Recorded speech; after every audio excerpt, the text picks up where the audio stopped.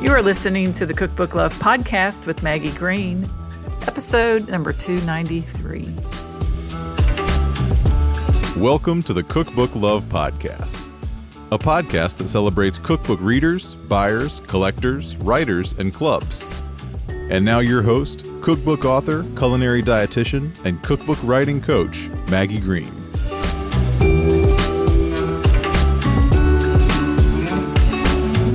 Hi, everybody. Welcome back to another episode of the Cookbook Love podcast. How is everybody doing today?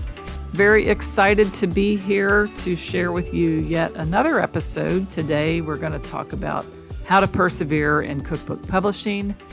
We're going to take a look at the why behind our why. But before we get started, do you want to master cookbook publishing and secure an agent or publisher for your cookbook project? I know there are many of you who are listening, people that I've talked to, people that I've coached, and I suspect there are many listening who I've never heard from who feel this way. They have an idea for a cookbook project, but they want to learn how to find an agent or a publisher. So if this is you, I would like to invite you to a free training that I am offering on Wednesday, May the 8th, called Master Cookbook Publishing. Secure your dream agent or publisher. In this class, I will talk all about the 5 main steps in the cookbook publishing process, the 4 qualities of cookbook writers that agents and publishers love, as well as we're going to bust 3 myths about the cost of writing a cookbook that we need to squash so that you can move forward with your cookbook project. If you would like to join us for this free training, head on over to www.cookbookwritersacademy.com/free, and you can register for the class today. So let's dive into our topic for today, and I want to talk about how to persevere in cookbook publishing and taking a look at the why behind the why. I don't think it's any secret that the journey of writing a cookbook and getting it published is a long haul, especially when you add in the journey after the publishing of marketing and selling the book.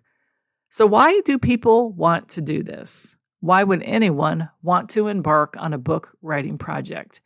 Over many years of working with writing my own cookbooks and coaching cookbook writers, I have learned that there's one thing that we don't often talk a lot about, and that's the why behind our why.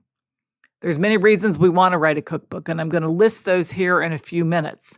But the big question is why do we want to do this when we know that we are going to have to endure doubt, maybe face our own laziness, indulge in some confusion, have some procrastination, face rejection, when we are going to have to go through all of that in order to get the book published? Why would we actually want to do that?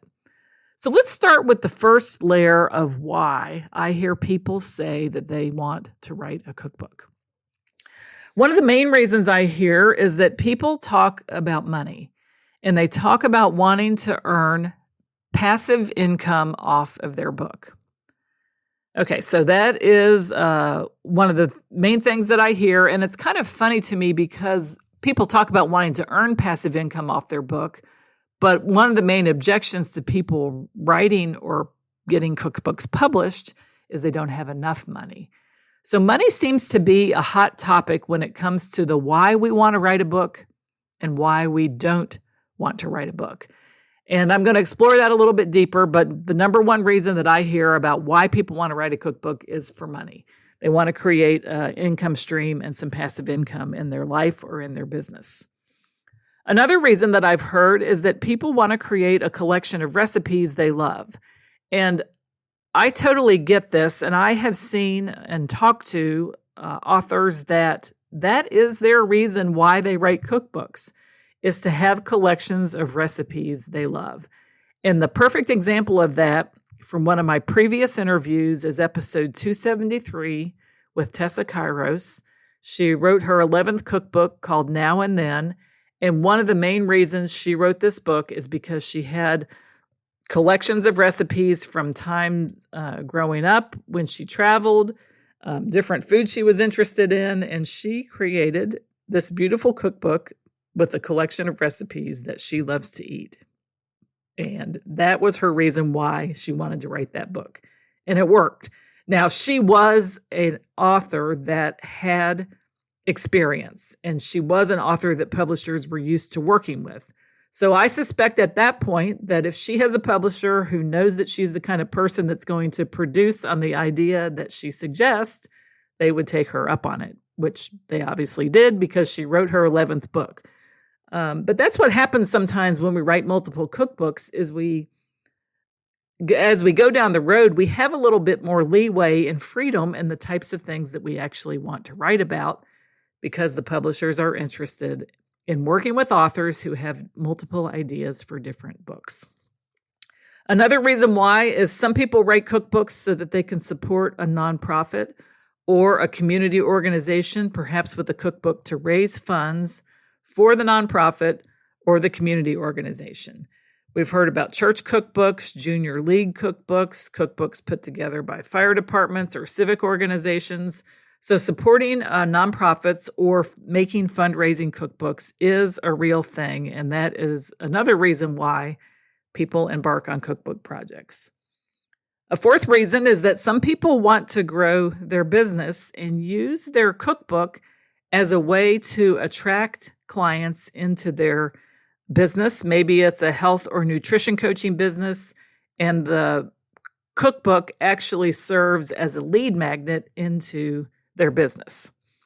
Another reason is that sometimes people want to just document recipes and share stories to create a legacy book for their family. It's a book of family memories. A perfectly legitimate reason why, and I've worked with several people who have done that.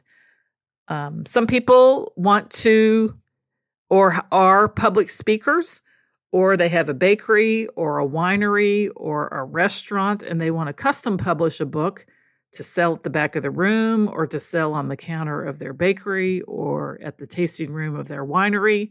It's a very specific type of book, but they want it to have another product in their business that showcases the stories and the recipes of the place that they own or work or where they speak. Another reason that many people write cookbooks is because they perhaps have a popular food blog or they have a business already where there is actually demand from the people that they're connected to, and they are interested and have asked for the author to write the book. And publishers love that because they always like to see demand from people that we work with. So those are examples of surface level reasons why people would want to write a book. But the question then is, when the reality of book writing sets in, especially when we're working on our first book and we're trying to find a publisher, we sometimes don't fully believe that we're capable of doing this. We maybe have some doubt in our idea or in who we are, whether we can follow through on the project. Maybe we get a little bit lazy. We start to procrastinate. We get confused about the process. We are putting ourselves out there for rejection if we're pitching a publisher or if we're taking a cookbook out for sale, knowing that not everybody might like it or want to buy it. Why would we want to engage in those negative emotions just to write a cookbook? And that's the why behind the why. And I spent some time thinking about this morning. Like, why did I want to write the cookbook? The first reason for me for my first book was because I really wanted to write a cookbook. I just deep down had this desire to create a book of recipes based on the seasonality in Kentucky. I wanted to be an author and I wanted to write the book. But the why behind the why, though, was I always have this feeling in my life that the next thing I do, I want it to help me to grow and to be able to face negative emotions like doubt or confusion or my own procrastination or my laziness or the fear of rejection in order to grow, because that's when we grow, is when we intentionally put ourselves in the path of negative emotions that we have to be willing to feel to get to the next level. Plus, I love to create meaning in my life. Meaning in my life to me means that I create things that are of benefit, of value, of meaning for myself and for other people. And I love to use my life energy and my resources and my time and my money to create things that have a positive impact on the world. So I think if I were to sum up my why behind the why, it really boils down to personal growth and challenging myself to do hard things, to face and endure and persevere in the project, even in spite of the doubt or the laziness or the confusion that I face, and I'm sure everybody who's worked on a long-term project faces, in order to actually grow through the ups and downs that take place as we're working on a cookbook publishing project. So when I am determined to write the book, and I have an internal conviction and belief that I want to grow and I want to be a person who creates cookbooks, I'm willing to face the ups and the downs. My emotional highs and lows that happen in the persevering start part of the project is actually what successfully gets me to the end point of getting the book published and taking it out there and marketing and promoting the book. So whether we want to write a book or build a business or be a better cook or be a more prolific writer or stay committed to marriage or parent teenagers or start a new career or pursue an advanced degree, it doesn't really matter what it is we want to do. We always have a reason why we want to do it. But I just encourage you to think about the why behind your why. When you say, perhaps I want to go and get an advanced degree or an advanced certification, you can ask yourself why. And you're probably going to come up with a surface answer, but then ask yourself why again. And what is your why behind your why? And most of the time, this second why is more of an internal emotion, determination, something related to growth that is really going to be the factor that keeps us motivated. Because I want to talk about time and I want to talk about money. When we talk about writing cookbooks for passive income, the reason I want to write a book is to make money. That's fine. There are ways that you can write cookbooks and get them published and make money. But and maybe the money is going to be used to buy more things, to redecorate your house, to take a vacation, have a certain lifestyle.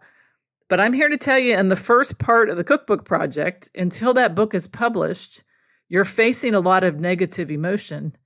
And unless you get a big advance from a publisher, there is no money coming in from the cookbook project. It's almost like you have to be willing to invest a lot of energy into this project without any reward or return initially. And you need to think about how much you're willing to do that.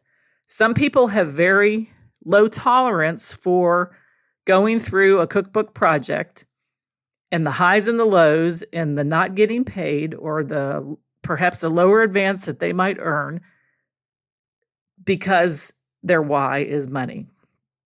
And because money isn't coming in while you're working on the idea, you're developing the concept. You're developing recipes for the book. You're writing the proposal. Sometimes that's an unpaid part of the project.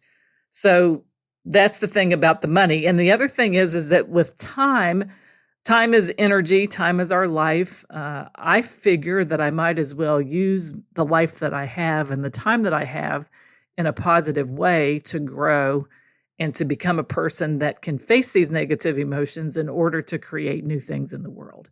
But I just wanted to mention that about money because so often that's why people might start businesses or a new coaching practice or get an advanced degree is to make money. But just remember that sometimes when we're in pursuit of these things, at least initially during the starting phase, during the educational phase, there is no money coming in. And the reason we want the money is to buy a certain lifestyle, which leads to comfort. And I promise that the first part of writing a book is probably anything but comfortable. Again, there's confusion, there's doubt, there's insecurity. We can just have to be willing to face and go through these highs and lows in order to get to the finished product. So that's just something to think about. So the next time someone asks you, or you ask yourself why you want to pursue writing this cookbook, go ahead and give the answer that comes to your mind at first.